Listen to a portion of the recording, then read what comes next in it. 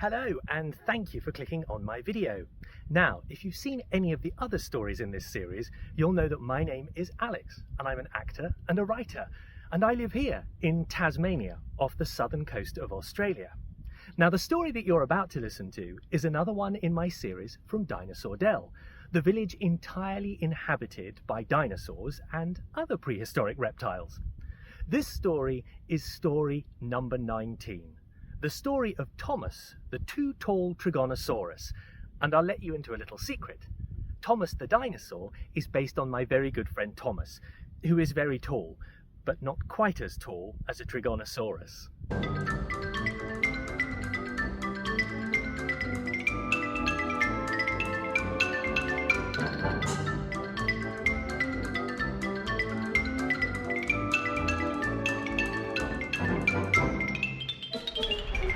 Under the volcano. And not too far from the sulphur springs and the pits of tar. In the middle of a forest of tall tree ferns, you'll find some houses where the footpath turns. This is where I live.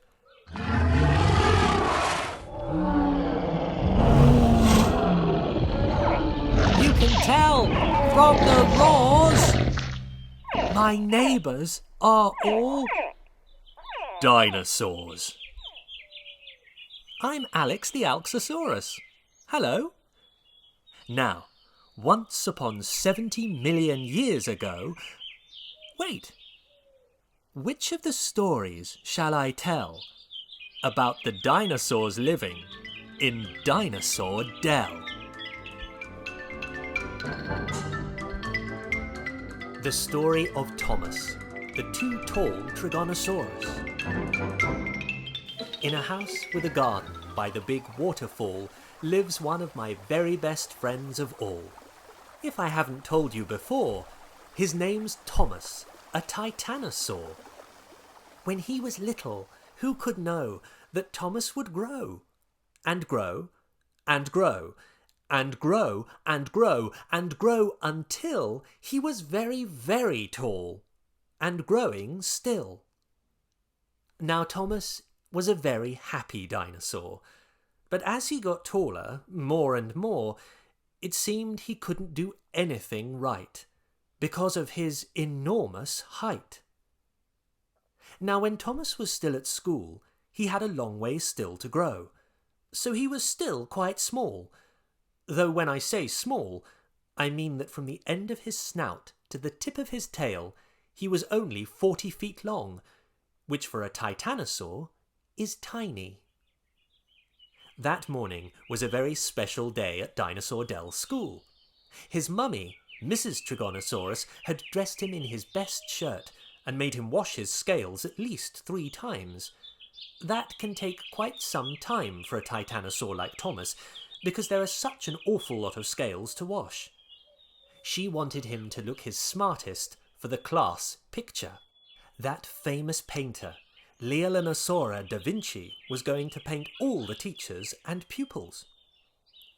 Everyone gathered on the playground as Leonardo da Vinci arranged them artistically. "Perfetto!" he cried excitedly. "We'll have the teachers here, just in this row. Kindergarteners, cross-legged, here, like so." Thomas waited with everyone else, practicing the big smile his mummy had said he should have for the picture. She thought it would be nice to put it in a frame and send it to Thomas's great-aunt Twisnelda in Sauropolis as a birthday present. Leonardo da Vinci was still busily running around positioning the dinosaurs. "Headmaster, here, please, my good fellow. And at the back... Oh, santo cielo!" Thomas wasn't sure what that meant, but the famous painter was shaking his head. "Oime," he said, chewing on his brush. "I shall have to have you at the back of the group, but I'm afraid that you will have to stoop. Lower, a little lower still."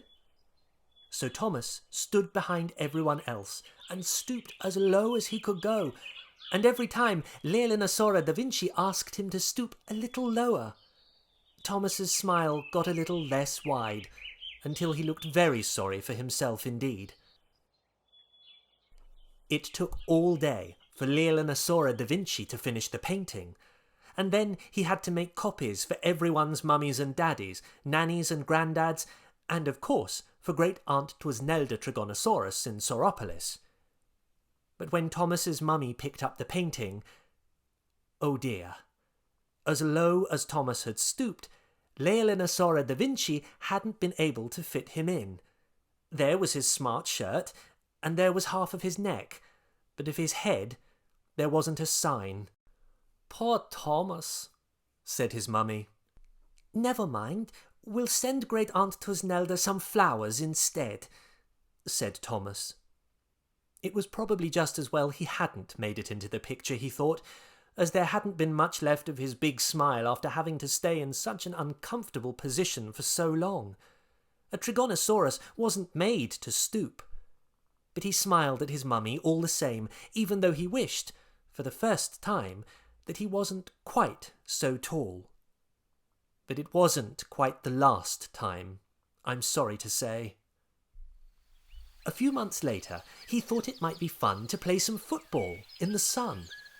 The other dinosaurs at school weren't so keen on playing football with him, as he was very good at heading the ball, but the trouble was that the ball stayed up there for so long, and no one else was tall enough to get it back. So he thought he'd better play on his own. Of course, he was so tall that he missed the sign, "No playing ball." And as he performed header after header, who should appear, getting redder and redder in the face, than a very angry Brigadier Euopolocephalus, looking rather like a large, crotchety pine cone. He shouted, as you may have guessed, "Get off my lawn, you too tall pest! Otherwise I will call Constable Compsognathus." Thomas was very embarrassed. "I'm so sorry, sir," he said. "I didn't see the sign. It's down far too low." "It is at a perfectly good height," bellowed the Brigadier, who was very self-conscious about his height, for his legs did not lift him that far off the ground.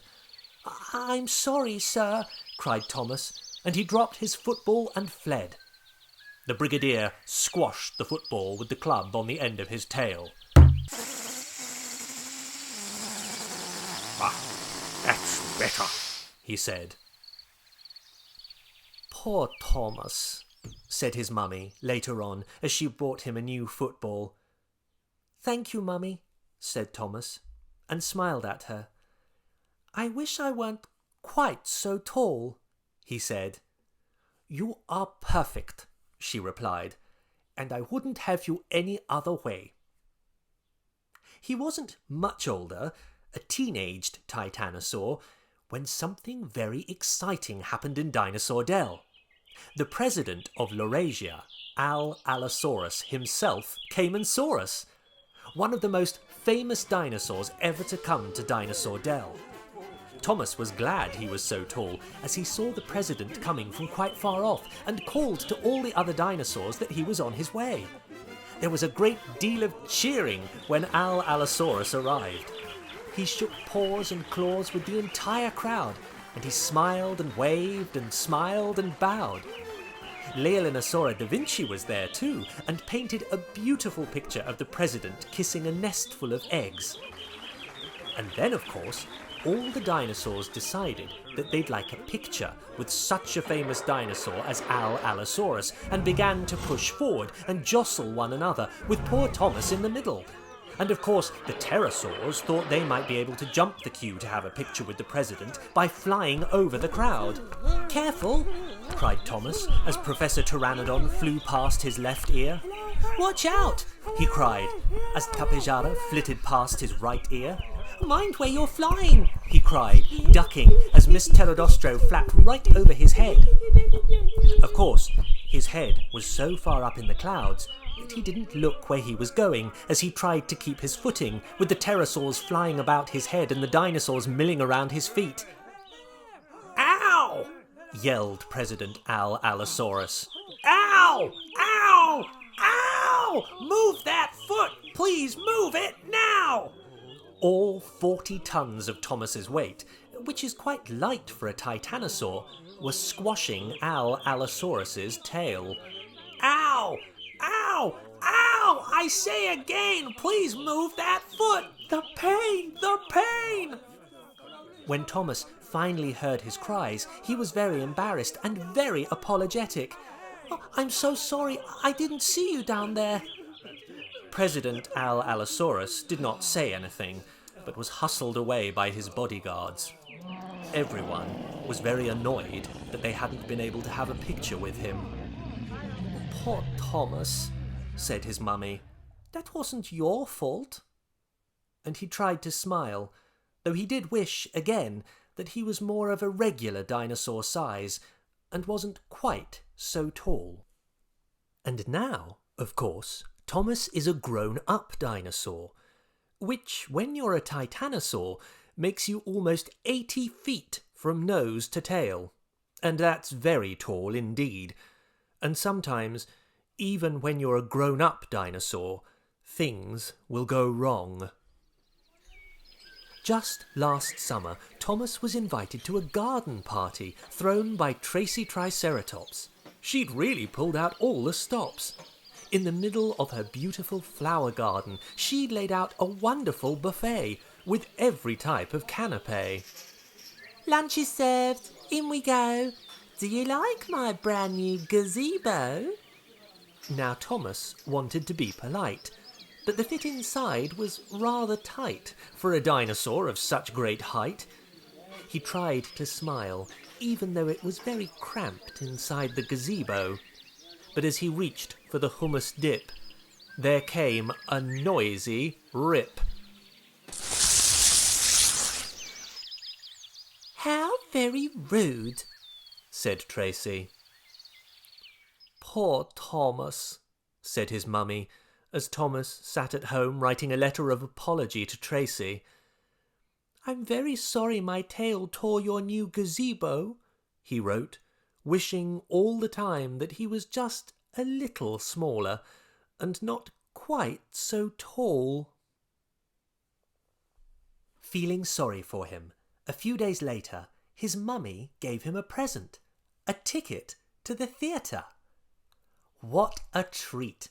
The celebrated dino star, Brad Tar Pitts, was going to be performing the lead role in All My Sonorosauruses, the famous play. Thomas was very excited, as the play was about to begin, when he suddenly heard a voice behind him. "Excuse me?" Lady Albertina, the Styracosaurus, was sat behind Thomas, craning her neck. "I very much fear you are in my way, my dear." "Oh, I'm sorry," said Thomas, and moved to his left. "Excuse me, but you are blocking my view now," said Corleone, the iguanodon. "Oh, I'm so sorry," said Thomas, and moved to his right. "Oh, now I can't see," said Stella Coelophysis crossly. "I'm afraid you'll have to leave," said the usher. "You're causing a scene and putting the actors off."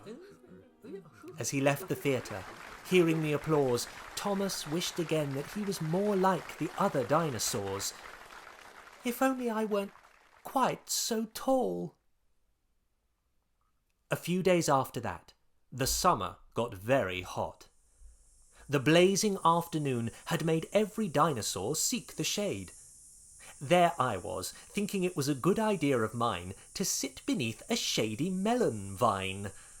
But Thomas came past and saw a tasty snack, and as he nibbled, thwack, thwack, thwack! He was so high up he hadn't seen me, and the melons fell and walloped me on the head as he nibbled away. "Ouch!" I said.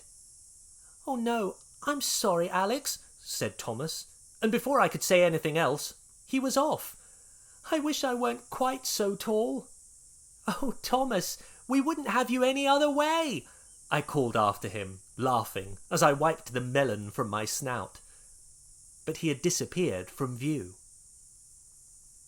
I followed his footprints to the edge of the forest of tall tree ferns. But what a sight greeted me. The weather had been so hot that it had started a forest fire. The tree ferns were ablaze. A crowd of dinosaurs had gathered and were fetching pails of water to put it out. Suddenly, Mr. and Mrs. Weewarosaurus appeared. "Where's Jake?" they called. "Has anyone seen our son, little Jake?" "He was playing in the forest." "Oh no!" cried Mrs. Weewarosaurus when she saw the tree ferns being devoured by the fire. "Mum! Dad! Help!" came a little voice above the noise of the fire. Through the smoke, we could just see Jake. He had climbed up into a tall redwood tree and was standing on a branch above the fire. But every moment the flames threatened to reach him. "Jake! Help!" cried poor Mrs. Weewarosaurus. "Someone get him down!" "He's too high up!" I shouted. Even Professor Pteranodon couldn't fly that high with the heat of the flames blowing in her face. But before we knew what was happening, there was Thomas. Without a second thought, he got as near to the forest as he could, then reared up on his hind legs and stretched out his long, long neck. He was so tall that his head was level with Jake at the top of the redwood tree. "Hold on!" he called, and Jake put his arms around Thomas's neck, and Thomas rescued him from the fire. And not a moment too soon, as the fire rushed up the trunk of the redwood tree and brought it crashing down.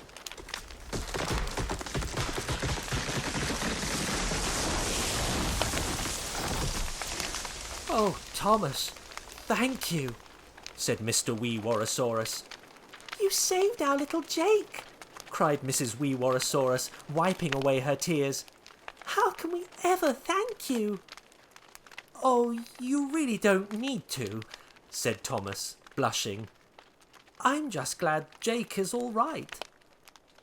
The fire had finally been put out, and everyone gathered around and joined in a chorus of "For he's a jolly good dinosaur." And the Weewarosauruses all gave Thomas a big hug. He'd never felt so happy. "My brave Thomas," said his mummy, running up from Dinosaur Dell as we started another chorus of the song. And from then on, things were a bit different for Thomas. You'll often find that when one thing goes right, other things will come along that go right too. Last Monday, for instance, Thomas came across a very glum-looking Zanjausaurus. He'd been out flying his kite, and the wind had blown it into the branches of a candelabra tree. Zan is so small he couldn't even reach the string. But of course, Thomas could. And last Tuesday, Vernon, the vegetarian velociraptor, was trying to make his famous kahikatea berry pie for his girlfriend, Virginia Velociraptor. And who helped him to pick the juiciest, most succulent berries from the highest bough? Why, Thomas, of course. Vernon even made him an extra pie to say thank you. And on Wednesday, Thomas pruned the high branches of the magnolia tree in the middle of Tracy Triceratops's beautiful flower garden. It was threatening to block all the light from her flower beds. She made him a lovely bouquet in return. And then on Thursday, he fixed Brigadier Euopolocephalus's broken chimney pot. The Brigadier was far too short to reach it, but of course Thomas was far too polite to point that out. The Brigadier was so delighted he gave Thomas a brand new football. And on Friday, Thomas helped out Professor Protoceratops in his library. Even with the ladder, the professor couldn't reach the books he needed on the highest shelves. And then just this morning, Thomas helped out Reverend Rhamphorhynchus. It's the Dinosaur Dell summer fete, you see, and he wanted to check the weather. Thomas is so tall he could see for miles around. "It's a fine summer day, and I think it will be a fine summer night too," he called down to the delighted Reverend. And I hope it is, because we're going to have some fireworks after the fete. I think it will draw quite a crowd, but we won't have any problems seeing Jake and Zan and me, as Thomas has promised that we can join him and his mummy, and even sit on their shoulders so we have the best view. Perhaps, said Thomas to me, being tall isn't quite so bad after all. So remember, when you just can't win, and like Thomas feel you don't fit in, and think, I wish that I could be anyone else apart from me, and wish that you could be much more like every other dinosaur, that no one else, apart from you, can do the things that you can do.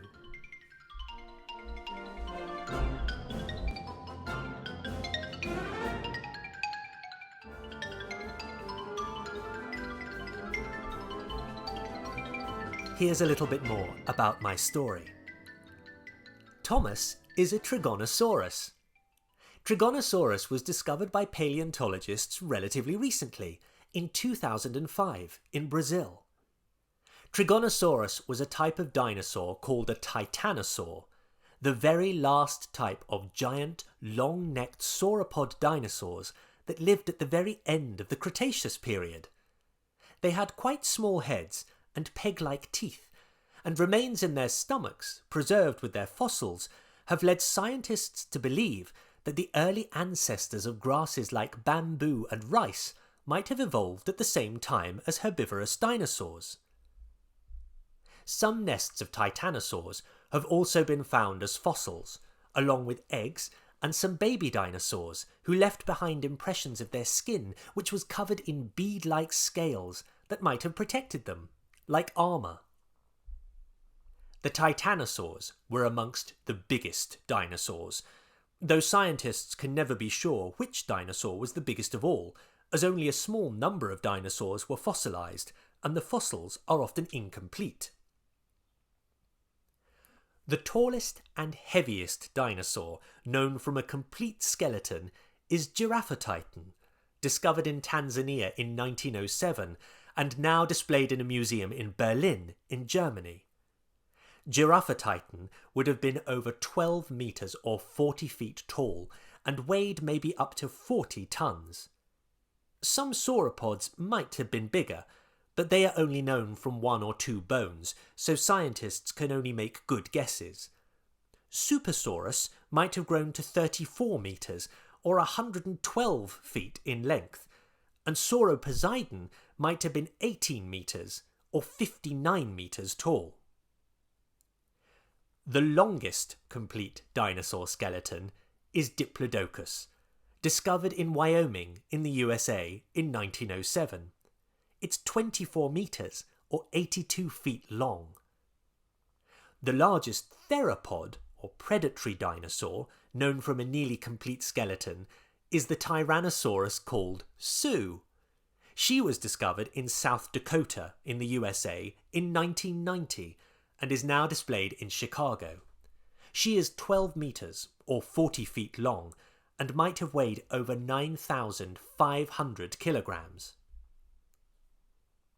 The largest pterosaur was probably Quetzalcoatlus, which had a wingspan of 13 metres or 42 feet, but despite her size, she weighed no more than 100 kilograms. But not all dinosaurs were so huge. The most famous tiny dinosaur, Compsognathus, whose name means delicate jaw, was only about 60 centimetres or 2 feet long, the size of a large chicken. Even Tyrannosaurus had little relatives too. Dilong, a type of tyrannosaurid dinosaur covered in feathers, lived in China almost 60 million years before Tyrannosaurus evolved. He probably wasn't much longer than 2 metres or 6 feet. The smallest pterosaur was Nemicolopterus, which weighed only a few ounces and had a tiny wingspan of 25 centimetres or 10 inches. Some dinosaurs just have long names. All dinosaur species have 2 names, but the only one commonly used in full by people who aren't scientists is Tyrannosaurus rex. The first part of the name is called the generic name, which shows which group of dinosaurs that particular one belongs to, like a surname. The second part of the name is the specific name, like a given name. So Tyrannosaurus rex is different from, say, Tyrannosaurus batar. The longest full dinosaur name is Micropachycephalosaurus hongtuayenensis, which is quite a mouthful. She was a very distant relative of Triceratops, and her generic name means small, thick-headed lizard. The shortest full dinosaur name, in fact, one of the shortest scientific names of any creature, is Yi Qi, spelt Y-I-Q-I. Yi was a strange little dinosaur that probably lived in trees. He had a peculiarly long third finger that might have supported a flap of skin, allowing him to glide. Some scientists think he might have looked a little like a cross between a bat and a dinosaur. Zeby atlanticus, whose generic name is spelt Z-B-Y, is another generic name that comes close to being one of the shortest, although this one is rather strange, as he was a very large sauropod dinosaur.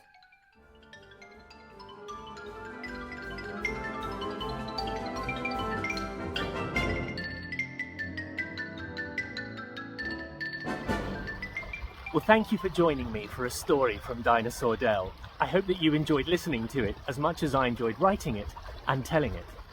Now, one day I'd obviously like to turn all of my Dinosaur Dell stories into storybooks that anyone can read at home, perhaps using some of the character drawings and photos of Tasmania that you saw on the screen while I was reading the story.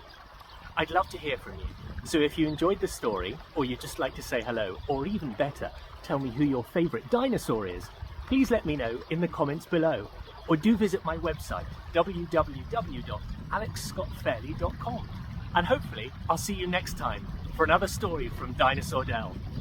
Bye for now.